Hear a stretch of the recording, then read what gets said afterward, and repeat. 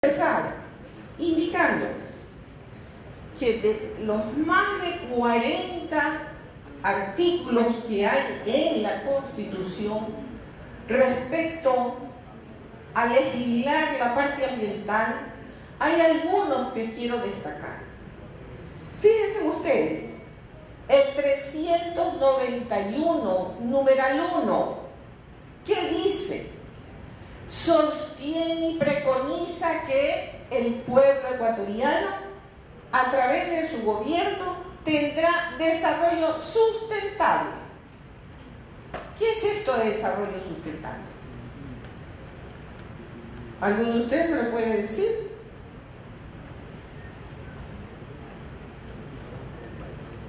Creo que hay más de 80, 90 estudiantes. ¿Alguno de ustedes me puede decir qué es desarrollo sustentable? A ver, veamos.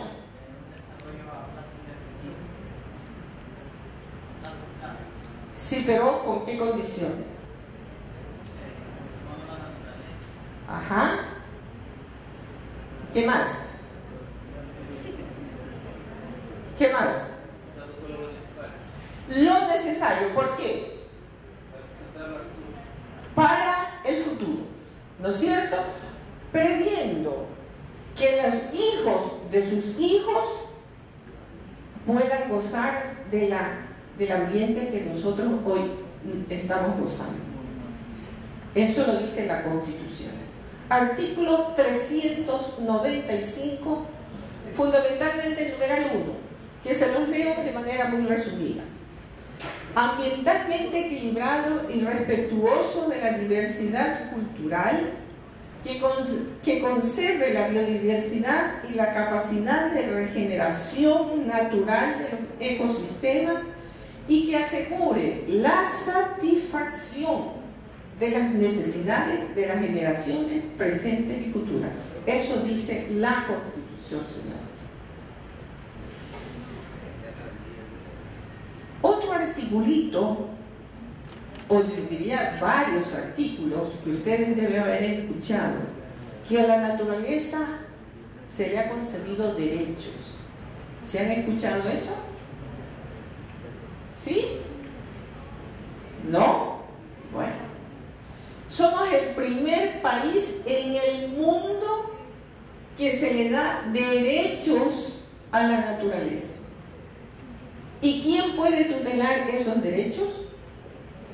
Cualquier ciudadano que vea que se comete una agresión ambiental está en la obligación de denunciarlo y pedir a las autoridades que se lo persiga para evitar ese problema.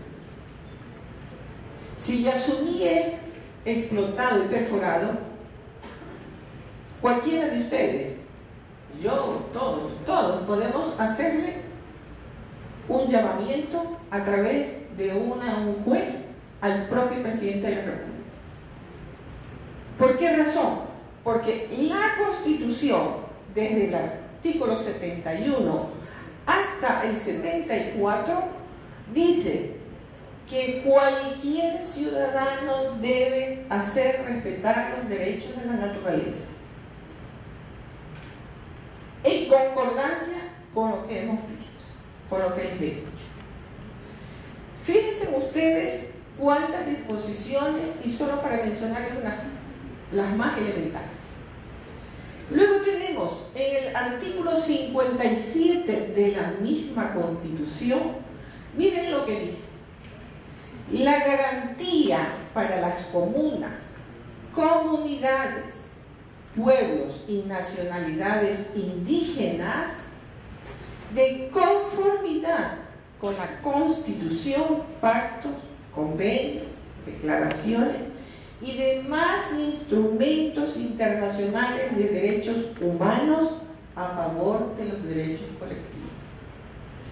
Eso, si se explota Yasuní, todo este articulado se estaría quebrantando. ¿Y quién lo está haciendo? En primer lugar, el propio presidente de la República.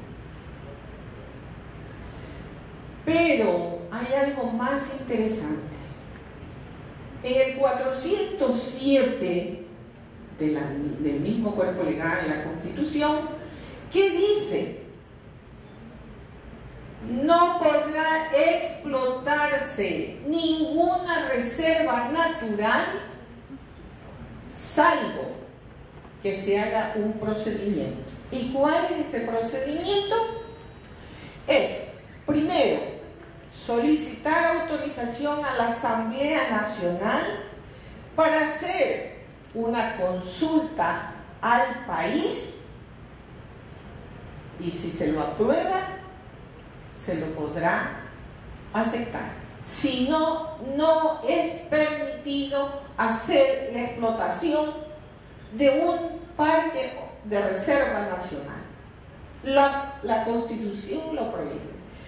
Y frente a esta situación, el 414 obliga a todo funcionario, al Estado, miren ustedes, a impulsar medidas adecuadas y transversales para la mitigación del cambio climático. ¿Lo estamos haciendo? ¿El gobierno está cumpliendo estas disposiciones? Obviamente que no. Bien, quiero finalizar transcribiendo las expresiones de gente involucrada en el proyecto. Y miren ustedes cómo se expresa. Natalia Green, consultora ambiental vinculada desde su inicio al proyecto, manifiesta: se ha hecho tanta bulla que ahora el tema es tan irreversible.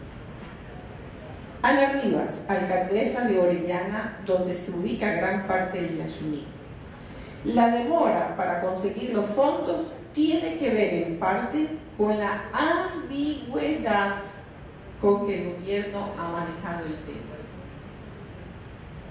Esperanza Martínez, de Fundación Amazónica por la Vida, manifiesta: poner una fecha límite para lograr el financiamiento hace que el plan pierda credibilidad si no se alcanza el objetivo, sobre todo porque es una propuesta nueva cuyos procedimientos se están creando recién. Milagros León manifiesta que si bien el Estado ha hecho un marco legal, las políticas no se cumplen, no se respetan ni la Constitución ni los derechos mínimos de la vida de los indígenas. Sin embargo, Pedro Cruz, asambleísta de País, dijo: las potencias extranjeras tienen el deber de asignar el dinero para dejar el petróleo en la tierra. Tienen la obligación. Vean ustedes cómo se remarca esta situación. Preguntas como estas son las que siembran dudas. Otra manifestación que está contenida en Deutsche Welle World, que es de Alemania, basando o transcribe la exposición que hace el señor Erich Stander, subsecretario del Ministerio Alemán de Cooperación Económica y Desarrollo.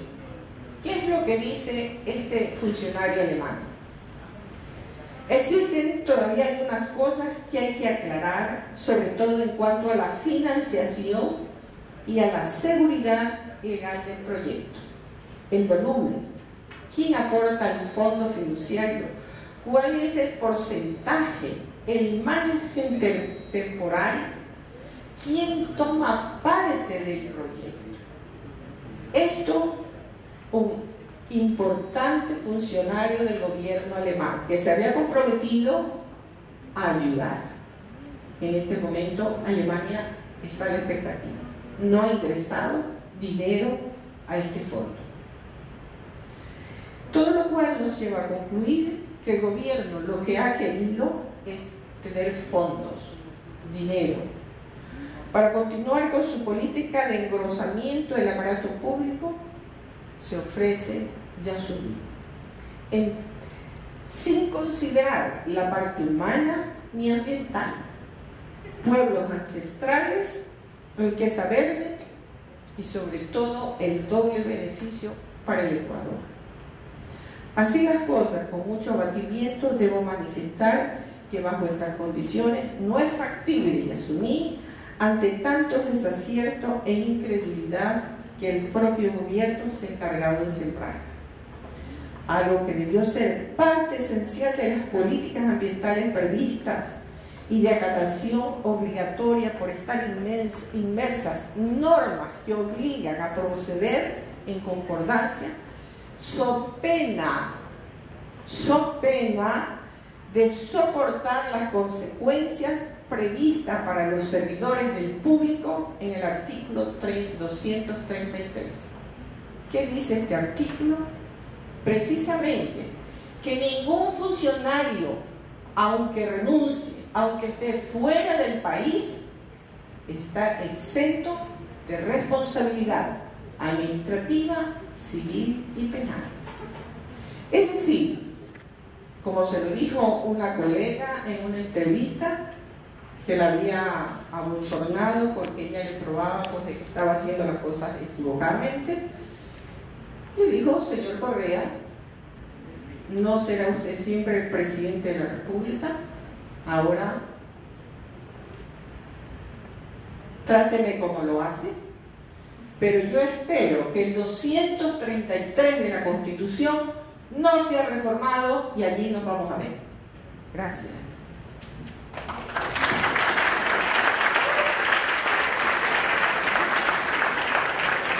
Lo que usted me pregunta, yo le diría que es peor ahora, porque la parte extractiva de explotación ya se le está haciendo, y se le está haciendo de una manera irreversible, en donde están compañías, como yo se los he manifestado, que han firmado, en enero del año pasado, firmaron un memorándum de entendimiento.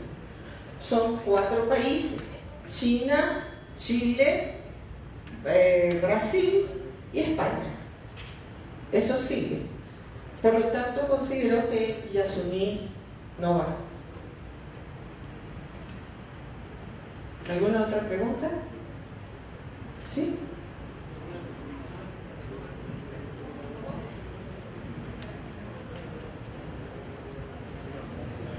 Según lo que usted expuso, se puede concluir que el proyecto siempre estuvo destinado al fracaso. Es decir, desde un principio no se manejó las cosas correctamente de una manera deliberada para, no sé, para que fracasara. Eso es lo que entendí según lo que usted me dijo.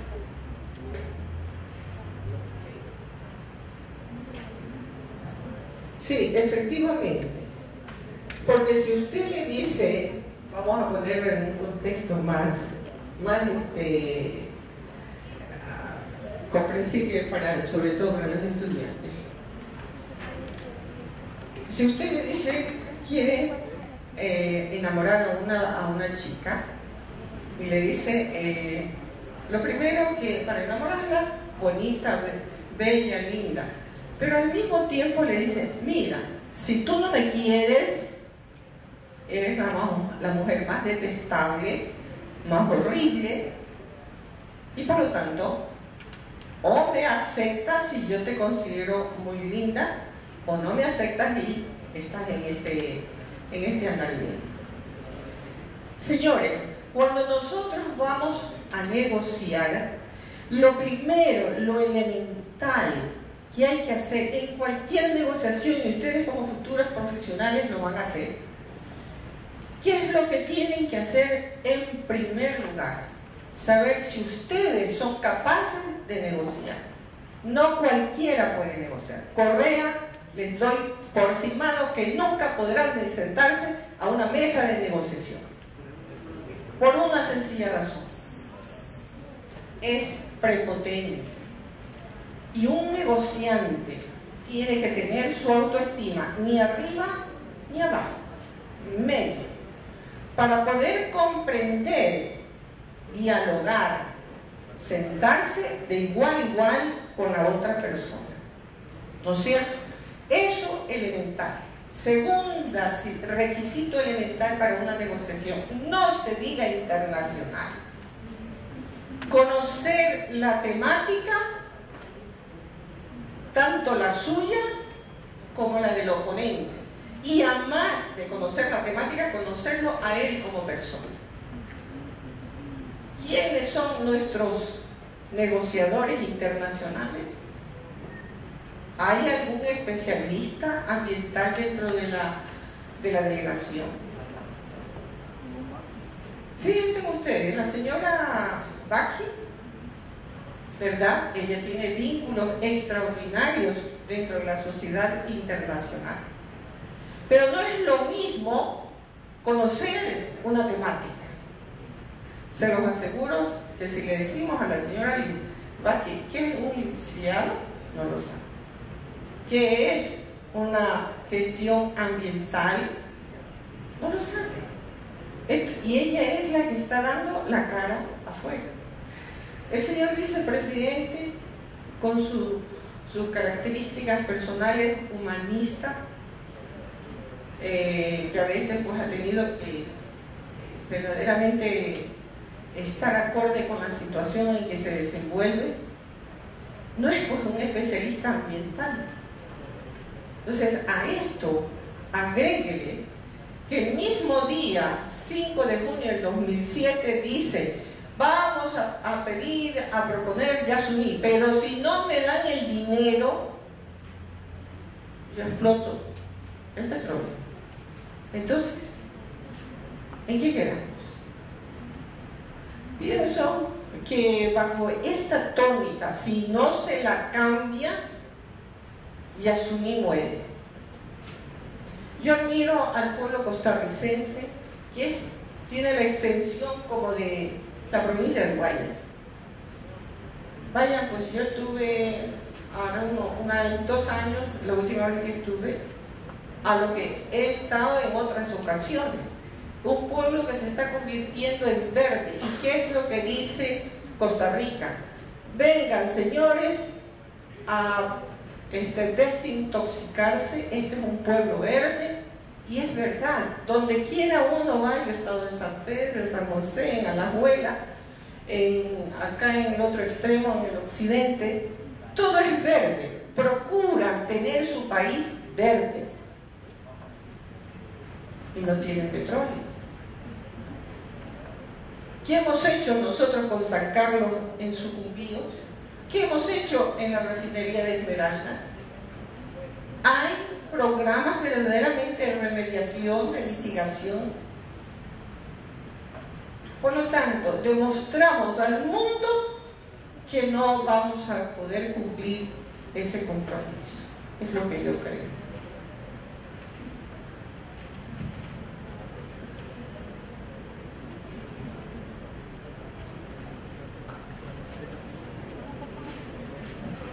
Muy bien. Yo pienso que realmente el gobierno no va a cambiar su tónica, ya tienen sus características bien definidas. Entonces eso va a fracasar y como ecuatorianos tenemos que cuidarlo.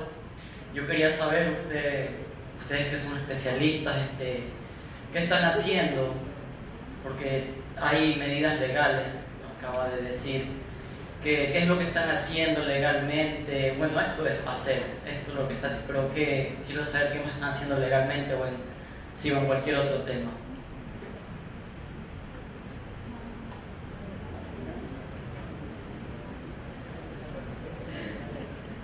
Bien, ustedes saben, yo soy especial, toda mi carrera la he culminado en Derecho. Pero señores, el sistema de administración de justicia en el país lamentablemente deja muchísimo por dar esa satisfacción al pueblo ecuatoriano de una verdadera administración de justicia.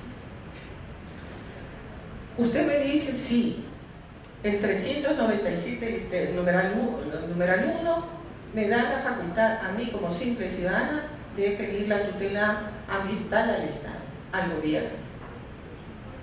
¿Yo lo puedo hacer? Sí. pero vean las consecuencias a las que me someto. Ha habido un grupo de personas en Quito especialmente para defender esta causa, y vean pues lo que les dijo. Al mismo señor Acosta les ha dicho que son unos ridículos ambientalistas, que si él hubiera conocido la profundidad del tema, que ya de por sí es que un presidente se exprese de esa manera, no hubiera aceptado. Hace poco lo dijo. Y que por lo tanto él tendrá que ver cómo se explota esto. Tenemos el caso del Aromo, tenemos el caso de las minerías en la sierra y en el oriente. Ustedes ven cómo se atropella. La Constitución, señores, dice que la consulta popular, la consulta a la ciudadanía, tiene que darse en problemas ambientales cuando es afectado. Aromo, en Manabí, salieron pues toda la comunidad a protestar y a ver si le hizo caso. Terroristas, ambientalistas que están en contra de la seguridad, del progreso del país, métanmenos a la cárcel. Y los jueces lo hacen, aún sabiendo que están quebrantando la Constitución. Señores, vivimos en un estado de hechos, no de derechos. Todos los días vemos cómo se infringe la Constitución, que para los abogados, para los ciudadanos, debería ser el respeto más grande, y ustedes, como no la conocen, no la hacen respetar ni la practican. Esa es mi pasión, enseñar la Constitución, porque solo así ustedes pueden ejercer ese derecho. Un pueblo analfabeto es un pueblo explotado. Y si ustedes están perteneciendo a la élite intelectual del país, están en la obligación de conocerlo. No sé si de esa manera le respondo su pregunta. Yo quería tomar en cuenta este punto. Nosotros aquí en el Ecuador tenemos mucha tierra botada. Ya, sí, tenemos por ejemplo en la vía a la costa, llegando a la zona de playas, muchas extensiones de tierra que algunas ya están siendo urbanizaciones. Y yo me he dado cuenta de eso, y si yo fuera presidente, lo que yo haría es sembríos y convertir este país en un país agrícola. Y de esa manera podríamos ayudar a proteger el oro verde, que es el yasmín. ¿Usted qué piensa?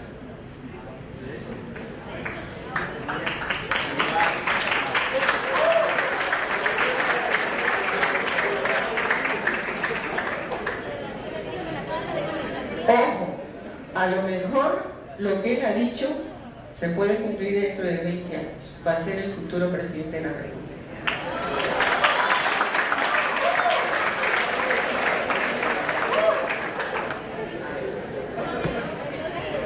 Ok, un poco para matizar. Bien. Miren, partamos de un hecho de que el aumento de la población es irreversible. Ecuador todavía goza de tierras. El caso específico de lo que usted está diciendo, efectivamente, Ecuador no debe propugnar ser un país más industrial que agrícola. La base de la riqueza de nuestro Ecuador es la agricultura. Transformemos la agricultura tecnológicamente, industrialmente, y hagamos verdaderamente fuentes de trabajo, y evitemos a su vez la migración de la población rural a la urbana, que lo único que vienen a hacer es cinturones de miseria. En la costa, yo pienso que el Ministerio del Ambiente debe ser un ministerio igual que la Secretaría de riesgos, superministerio debería ser, en vez de ser una secretaría, debería ser el superministerio. ¿Por qué razón? Porque estos dos ministerios nunca deberían de dormir. 24 o 25 horas deberían trabajar. Ecuador tiene una fortaleza, señores, una vez que ustedes ya sean profesionales y salgan del país, podrán valorar lo que tenemos. Y preguntemos, ¿qué es lo que no tenemos? ¿Por qué no podemos ser un país en donde otras sociedades vengan a servirnos? Sencillamente y de manera tradicional, un grupúsculo, desde que fuimos nación o estado, ha mandado el país y seguimos. Esto de la novelería que en estos momentos nos gobierna no es una transformación. Transformar es cimentar las bases para un país que sea firme, solvente, creíble, justo, progresista. Eso no lo tenemos. Y esas tierras que están, que usted dice, abandonadas, no están. Pero sí el ministerio debería poner, no es que quite esa tierra baldía, pero sí, o por iniciativa del propio ministerio, sembrarla. Guayaquil y casi todo el Ecuador en sus ciudades no tiene la capacidad necesaria para hacer un pulmón verde en favor de sus ciudadanos. Todo, vaya Manta da pena, Raspán, no hay zonas verdes. Y así son la gran mayoría de nuestras ciudades. Y alrededor, enseguida, la población rural viene con la expectativa de mejorar su condición de vida, hace las famosas invasiones y tenemos un problema mayúsculo de ambiental, social, político, de toda índole. Por lo tanto, una iniciativa que debería tener ya en marcha el Ministerio del Ambiente, más aún cuando nos impusieron los famosos impuestos verdes, que se dijo que el gobierno lo imponía para mejorar el ambiente. Vaya, vea pues dónde va el impuesto verde, que son algunos millones. Muy buenas tardes, doctora. Una pregunta. Si es que se debe enfrentar el Yasuní, ¿cuáles serían las formas o qué medidas debemos nosotros tomar como ecuatorianos para reponer el daño que se ha hecho? Nosotros como ecuatorianos, ¿cómo sería eso? Muchas gracias.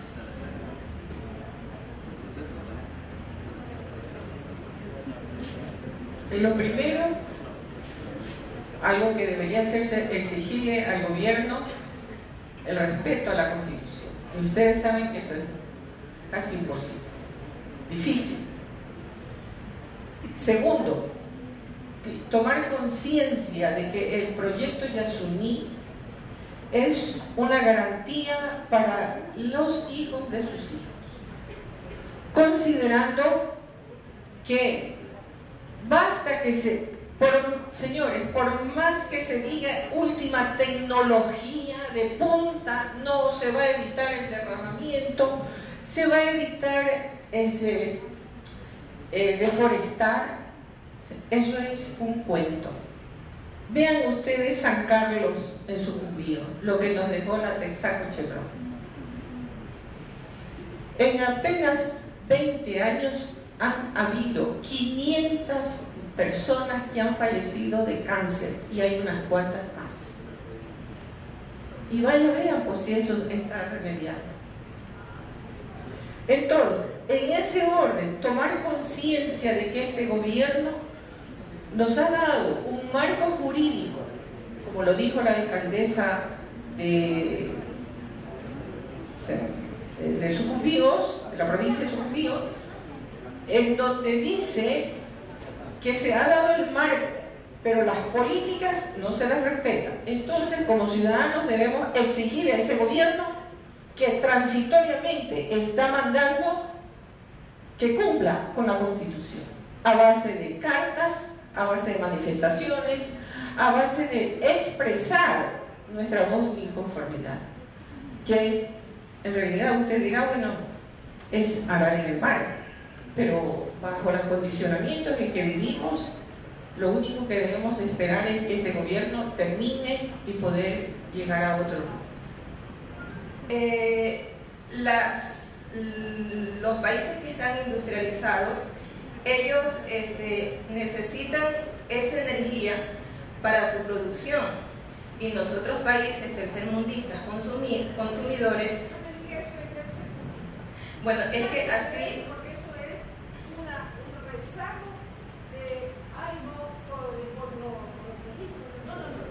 ya. Ok, países en vía de desarrollo. Entonces, nosotros países en vía de desarrollo que no producimos más que recursos naturales, lo que es industrial viene desde afuera en su mayoría. Entonces, nosotros que consumimos estamos creando la demanda a que los países que son industrializados nos provean, y ellos como países industrializados necesitan del petróleo. Entonces, a esta parte cíclica me refería.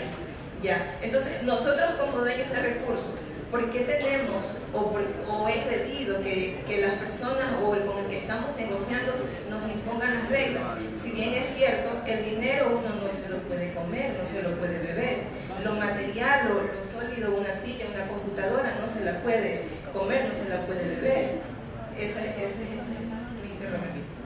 Cuando usted adquiere un producto, usted va a negociar, dice, bueno, si le ofrecen en $50 le parece muy caro, y dice, ¿saben qué? Doy 30. ¿No es cierto?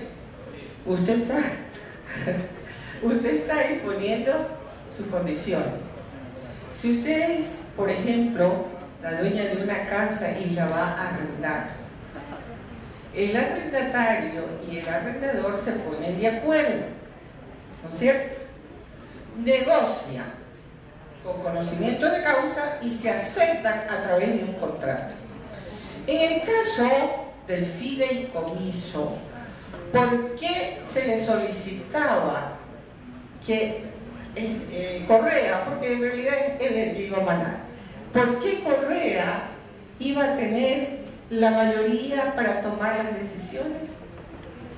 Si nosotros sabemos que en el mismo día que declaraba a Yasuní, también declaraba el plan B. Entonces, la credibilidad de la gente que iba a hacer sus donaciones, es obvio que quería una garantía. Y esa garantía, quien la podía dar era un tercero, porque no sé si ustedes conozcan lo que es la figura de un fideicomiso. ¿Lo saben? Yo les voy a cobrar El fideicomiso es: yo tengo esta botella, se lo doy a usted para que administre la cantidad de agua que hay aquí, pero yo ya no soy la dueña. Ese es el fideicomiso. Uno renuncia a ser dueño de lo que está entregando en fideicomiso. ¿Cómo se lo administra? Un tercero.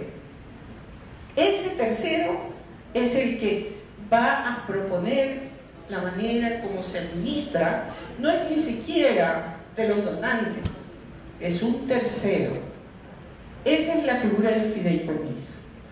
Por lo tanto, ¿qué era lo que buscaban los donantes? Reitero, es garantía de cómo se iba a utilizar ese dinero que debió haber sido para educación ambiental, renovación de nuestro parque energético a base de recursos naturales, la solar, la eólica, la geotérmica, etc. ¿No es cierto? Era para eso, ir controlando Vean ustedes lo que se ha hecho con el impuesto verde. Se nos dijo que era para hacer verdaderamente obra ambiental. ¿Ustedes creen que lo han hecho? Entonces, el mismo destino hubiera podido estar con los fondos del fideicomiso. El fideicomiso significa entregar algo para que un tercero lo administre y obviamente me haga me rinda cuenta, ¿no? Ahora, si no queremos hacer fideicomiso, entonces la cosa cambia. Pero siempre se habló de fideicomiso, con esas características. Por lo tanto, por más dueños que somos, nosotros al aceptar un fideicomiso estamos renunciando a nuestros derechos de propiedad, en ese sentido literal jurídico, ¿no es cierto? Y es lo que ocasionó el fracaso de esa negociación y que en este momento pues sigue en ese tono. Puede ser por tiempo indeterminado, como era la característica del Yasuní, ¿no es cierto? Porque se considera que eso debe ser la garantía para que ningún gobierno futuro pretenda explotar, sino que entregaban el dinero y a través del fideicomiso era la garantía.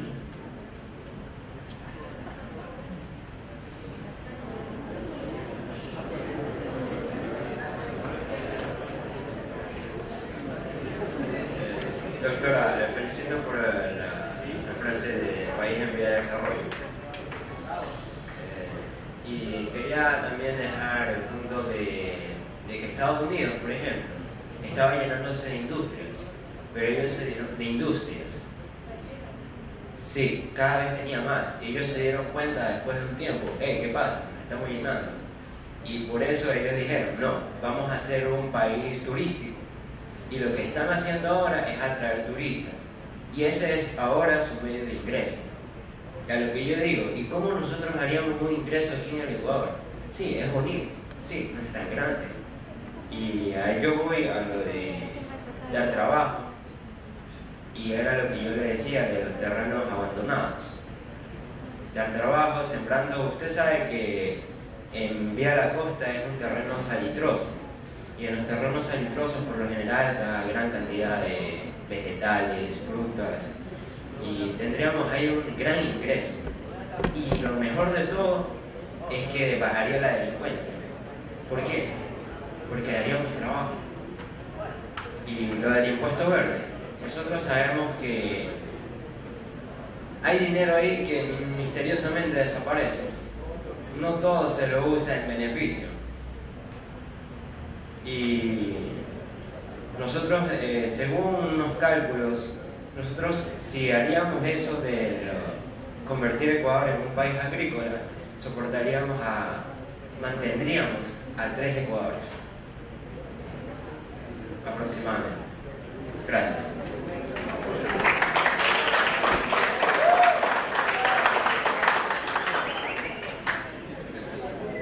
A ver, los aplausos son por ya dar por finalizado, porque miren, yo me encontré con una costumbre, buena o mala, en una maestría de la Universidad Nacional de Cuenca.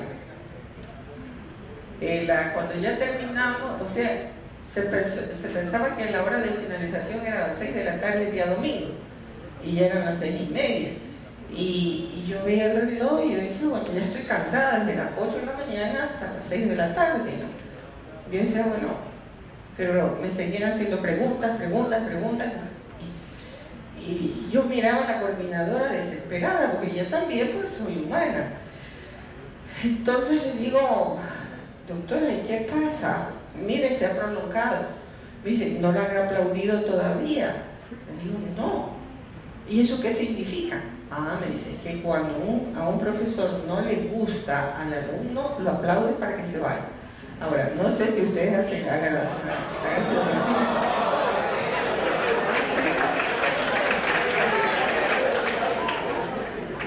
Ok, miren, la iniciativa y la creatividad del ser humano para satisfacer sus necesidades es inmensa. Ecuador con la riqueza que tenemos, la extensión que tenemos, reitero, deberíamos de ser un país en donde nos vengan a servir. Peruano, colombiano, cualquiera que sea, a servirnos. Sin embargo, ¿qué es lo que nos ha faltado? Es que este grupúsculo, desde 1830, se inquieste en el poder y nos mantenga en ese estado. No es el hecho de convertir a un país netamente agrícola y que esa agricultura la puede transformar a la segunda etapa, que es la industrial, a base de tecnología, como fueron todos los países, señores. Europa, ¿por qué ha llegado a su alcance? ¿Por qué ha llegado a los Estados Unidos? Es porque comenzaron la transformación desde las bases. Y las bases en toda la humanidad y a través del tiempo es la agricultura. Y eso es lo que origina las otras industrias. Y como usted bien lo anota, es fuente de trabajo. Es lo único, señores, que me parece a mí que llego, ¿sí? No lo creo nunca, pero si yo llego a tener poder de decisión, yo no le regalo nada al pueblo. Trabaje, que se gane su sustento con la frente muy alto, porque regalarle, darle calidad a un pueblo es bajarlo en la autoestima y crear problemas, centros de conflictos delincuenciales, sociales, económicos, políticos, y cualquier, discúlpenme el término, mentecato viene y arriba a puerto y nos mantiene en la misma situación. Ustedes, que son la nueva generación, que van a tener el poder de decisión futuro, deben de cambiar esa tónica. Deben de ser humanistas, técnicos, tecnológicos, pero humanistas. Eso no es una recomendación muy sincera que se lo digo. Aquí va. ¿Qué son las nuevas empresas hidroeléctricas y la nueva energía eólica que está haciendo Ecuador para dejar el combustible? Un padre de familia tiene varios hijos, ¿no es cierto? Y tiene un ingreso adicional porque justamente el mayor trabaja más y ha permitido tener mayores ingresos. Entonces le dice a sus hijos, son 4, le dice: mira, tenemos 1000 de ingresos adicionales, por lo tanto voy a recompensarlo con $200, los $800 vamos a ver en qué los gastamos, pero los voy a disponer yo. Con un estudio, porque soy también catedrática de la SPAE, un estudio que yo creo en los conocimientos de los profesionales formados aquí en la SPOL, se nos hizo conocer que como nunca el ingreso del Ecuador había arribado pues a más de $100.000 millones. Nunca Ecuador ha tenido tal cantidad de recursos económicos. Por lo tanto, lo que se nos está dando es una mínima parte. Fíjense ustedes que al momento se dice que tenemos escuelas de punta. Vayan a ver por las 9 escuelas que están en el país con la tecnología de punta. Se nos dice, sí, efectivamente hay que reconocer, por ejemplo, la infraestructura. Sin embargo, en Manabí, yo doy también cursos de contratación pública, se estableció que por emergencia vial se daba a dedo a las empresas. Si nosotros sacáramos con conciencia, de manera técnica, profesional, los recursos económicos que se han despilfarrado, señores, el canto sería diferente. ¿Verdad? Algo se ha hecho. Pero la cantidad tan importante que se ha recibido de recursos económicos no justifican la inversión que se ha hecho tan poca. Por ejemplo, la pobreza. Ustedes ven que el bono de desarrollo ahí se ha incrementado. Eso quiere decir que hay más pobreza en el país. Si antes estaban en 800 más o menos, hoy día pasan el 1.000.000 de personas que reciben el bono de desarrollo. ¿Cómo debemos entender eso? Solo para demostrarle una situación. Vaya pues a ver el sistema de salud pública. A los 6, 8 meses se atienden las consultas. Vaya a ver el sistema de educación primaria. Las madres siguen durmiendo, pasando malas noches para conseguir un cupo de estudiante. Me pregunto, ¿y dónde está el dinero? Tanta riqueza que hemos recibido y seguimos recibiendo. ¿Por qué no se la ve? ¿Por qué no se la nota con una... por ejemplo, Guayaquil tenga 4 hospitales de primera categoría para que nuestro pueblo, que es el más necesitado, pueda ser atendido como debe ser?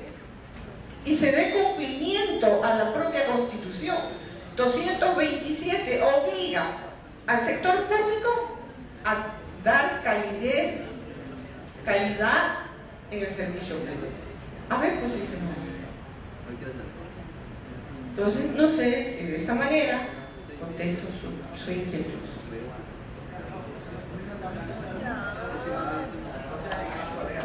¿Cómo? No, en general, de la riqueza. Claro. Todas las empresas, las hidroeléctricas, soportan $1.000 millones. Pero lo que usted me está hablando es más sobre los impuestos de los ciudadanos. Eso no tiene nada que ver, por eso no sé si me entiende la pregunta. A ver, ¿usted se refiere al impuesto verde? Sí, dice que el impuesto verde es destinado para el colegio. Ok. El impuesto verde fue para educación ambiental. Fundamentalmente se lo justificó. Es decir, que toda la inversión que se recaudara de toda la recaudación que se lograra a través del impuesto verde debería ser para que todos, desde los niños más pequeñitos hasta ustedes, futuros profesionales, recibieran educación ambiental. No solamente porque esté inmersa en la profesión futura que ustedes tienen. Un abogado, un arquitecto, todos, un deportista, todos deben de recibir educación ambiental, basándonos en ese recurso. También el reciclaje.